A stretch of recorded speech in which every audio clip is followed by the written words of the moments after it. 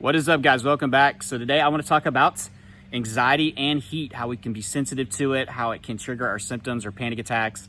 I know for me it certainly did. I know a lot of you guys it does as well. And I apologize if you hear mowers going off. Everybody and their mama and her grandmama decided to mow on a Tuesday afternoon. I've actually been out here trying to record this video for about an hour, trying to pick and choose my spots, and either there's a mower going off already or I'll get a few minutes into it and it'll go off. So I need to stop tripping. I'm just going to record this, so hopefully it's not too distracting. That's going to probably be going on throughout the whole video. But you know what time it is, guys. Smash the like button down below if you're ready to kick anxiety in the butt today. And hopefully we can kick the heat in the butt today, because it's summertime for the Northern Hemisphere anyways. And I'm going to be using examples in Fahrenheit. By the way, that's just what I'm used to. I know some people use Celsius depending on where you're at. But here in the States and in Texas, we use Fahrenheit.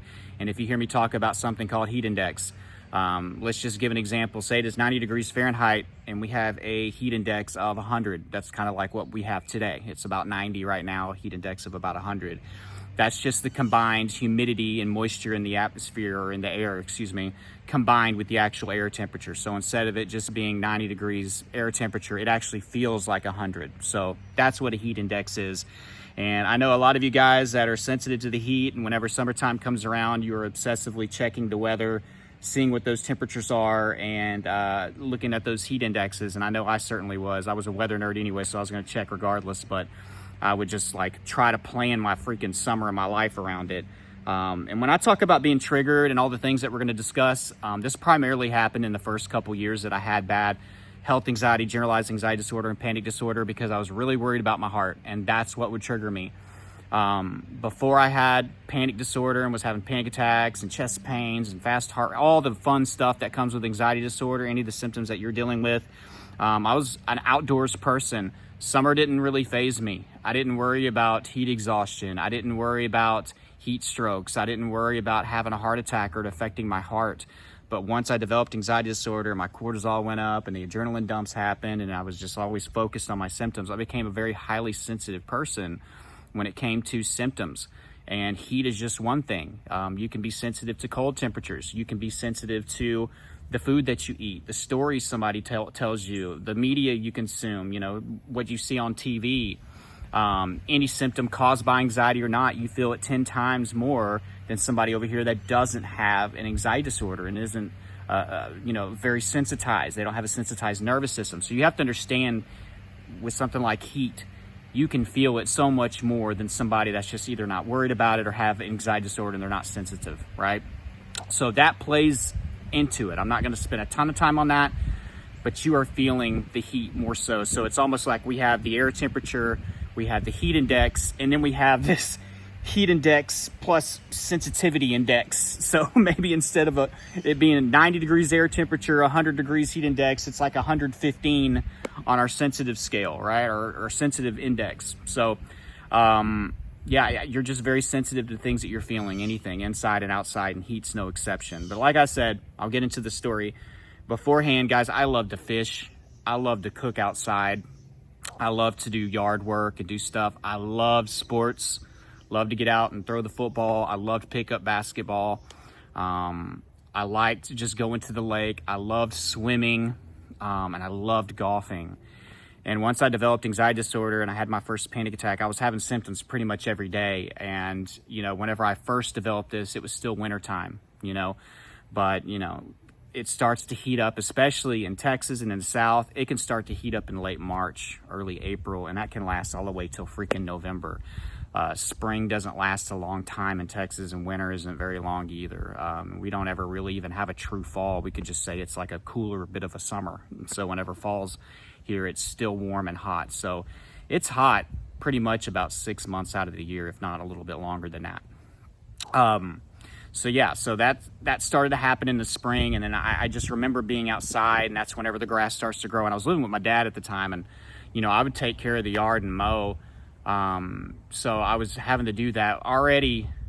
I was already nervous and scared to get my heart rate up doing anything physical. So I wasn't really doing a whole lot of exercise. I would try it here and there, but it would trigger me, and then I would just like, okay, that's too much. So I started to be a lot more sedentary.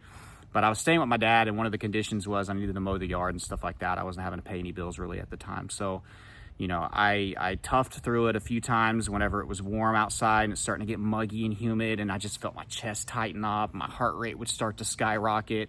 And guys, some of this stuff, that's what the heat does in the beginning, right? If you're really hot, you're going to sweat. Your face is going to get red. It's going to mimic some of the symptoms of anxiety anyways that you're already nervous about and scared of. It's going to make your vitals go up, your blood pressure is going to creep up a little bit. And then your heart rate is going to go up, even if you are hydrated. You know, make sure that you stay hydrated before you go out and do all this. We're going to talk about that in a minute, but don't be stupid and go outside and you didn't have anything to drink or no electrolytes and none of that, right? And take breaks when you need to. But for me, like mowing a yard, and this wasn't no big yard, I would have to stop like 10, 15 times. Now, we had a push mower that plays a role into it, but I was just this is something I didn't have any issues with before. And like, I would just have to take breaks, like, oh my God, my heart's racing. But at some point, anxiety will take over what the heat might have started. And I think that that's what it is. It's just a trigger. Like, it makes us feel uncomfortable. And then it's like, oh my God, am I about to die? Am I having a heart attack? Or, oh my God, I can't control my breathing. Oh my God, I'm sweating so much. Am I going to have a heat stroke? Now I feel lightheaded. And then bam, the anxiety takes over. Or if you're in my case, a panic attack freaking happens. And now all my symptoms escalate. And I have to like go calm down, settle down. I got to make sure that I'm cooled off and everything like that. And then I would try to go out there and finish it. Because again, this is like a condition that my dad had. But after a couple times of that, guys, it was just like a nightmare. My whole day would be crap after mowing and weed eating, or doing anything outside like that if it was hot. I started to try to plan the days that I would mow, like, you know, on a cooler day. Because even in the mornings and late spring, and especially throughout the summer, even the mornings, it could still be 80 and it would still be humid. You know what I mean? So it'd still be warm. It didn't have to be necessarily hot. It just had to be like really warm with humidity. So I would try to like make sure that I would get out there and mow the yard right whenever the sun first came up where I could see, so I didn't have to deal with the extreme heat. Or I would pick a day where it was cloudy. And hell, if it was just showering, I would still, even though you don't need to necessarily mow when the grass is getting wet, I'd take advantage and go do something that my dad wanted me to do. It wasn't just that. It could be picking up sticks or, you know, raking leaves and bagging them up or whatever. I would have to pick and choose my spots because I would get stressed out and I would panic. Doing things I used to love, like I talked about sports and stuff. I really wasn't doing a lot of that because I wasn't even exercising anymore. So I sure as hell was not going to go out on a hot day and play basketball and throw the football around. Something that I did try because it isn't super physical. I love playing golf, and there were a few times where I'd get a few holes in and I'd either have to go back to the truck or I'd have to leave. And it would frustrate my friends. I could see it on their faces. One time there was a dude that was my ride and he had to leave with me, and I could tell that he was frustrated. I get it. But it was just the heat getting to me. I mean, it would just be a few holes in and there's not much cover or anything like that. I mean, we're driving around in a cart. I had my drinks and stocked up. I made sure of that because I didn't want to be dehydrated or have to worry about having a stroke. But sure enough, I could just feel my heart rate ticking up and getting up. And then it just triggered me. And then I had an all out panic attack that I'm trying to contain myself. So my friends wouldn't really notice. And I would last like maybe another hole after that started, and I would have to go back or go back home. So it robbed me of things that I love to do. Swimming and stuff like that might have been one of the easier things I guess I could do because at least I could be in the cool water and I wasn't so worried about it. But just being outside, doing activities, something like playing sports, mowing the yard and doing, you know, that kind of stuff in the dead, you know, in the middle of the day whenever it's super hot, or, you know, doing things like playing golf and all that stuff. I felt like it was almost impossible because my symptoms would go up. So that's basically what would happen with me. And like I said, like summer here, it's a long time here. So if you deal with this, you're not alone. It's our sensitivity. It's also combined with what heat is supposed to do. It's going to make us hot. It's going to make us sweat. It's going to make our heart rate go up a little bit. But if you don't have any acceptance, you don't trust your body, like basically the things that I was struggling with, it can trigger you and it can turn into something more. And I think that that's what happens. It goes from the heat doing what it's going to do. It's going to make your vitals and some of these symptoms kind of spark up a little bit, combined with your sensitivity to it, right? It's going to feel 10 times worse maybe than somebody else that doesn't have anxiety disorder and doesn't have sensitivity issues.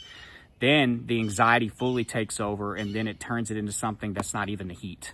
So we start to panic, and then our symptoms escalate, but we think it's all just heat related, right? And we think that we're about to die, or we're gonna stroke out or have a heart attack, but it's anxiety. But it's easy to get that confused, especially when your acceptance isn't where it needs to be. So I was avoiding things. I wasn't doing a lot outside during the heat of the day. Now, this is where I'm trying to get you guys to desensitize and to expose to this. Don't be like me and for 2 years in a row avoid this, and let it run your life and keep you from doing the things that you want to do. And I didn't even have children at this time, but for a lot of you, you have children that are watching. You at least have a child or two, and it's summertime, they're out of school. What do you think they're going to want to do? They're going to want to go to the park. They want to go swimming. They want to do things outside, right? They want to be out there. And I know that you want to be out there with them, but the heat can make it feel like it's impossible. So this is for you. Don't miss out on your kids. It goes by quick, trust me. We only get so many of these summers anyways with our kids. Get out there and enjoy it, right? And get back to it. It's not going to be an overnight thing, but if you start today doing some of the stuff that I'm going to talk about, you can get back to living your life and taking it back from anxiety. Don't let anxiety keep robbing you. I know it keeps beating us down and beating us down. We have to be brave, right? And I'm big on this channel with trying to express that it isn't necessarily about like just how do I not be afraid. Don't worry about the fear component right now. That'll get better as you expose and you go outside and you get more, exposure to it, to the heat and to the warm weather. What I'm asking for you is to show up and to be brave and to show courage and to show your subconscious that you can handle the heat and that things are okay, and that things were okay before I had my anxiety disorder. They can be okay now, and you have to display safety. You have to communicate with your subconscious when you're going out there. Don't just go out there and be like, I'm going to stand here and white knuckle it and it's getting hot, or I'm going to go for a walk, or I'm going to go do this, or I'm going to shoot some hoops. And whenever it's communicate with your subconscious. It wants to hear from you that things are safe and that things can be okay. So don't just do exposure without communication. That's where a lot of you go wrong with exposure with anything, exercise, getting in the car, going back to work.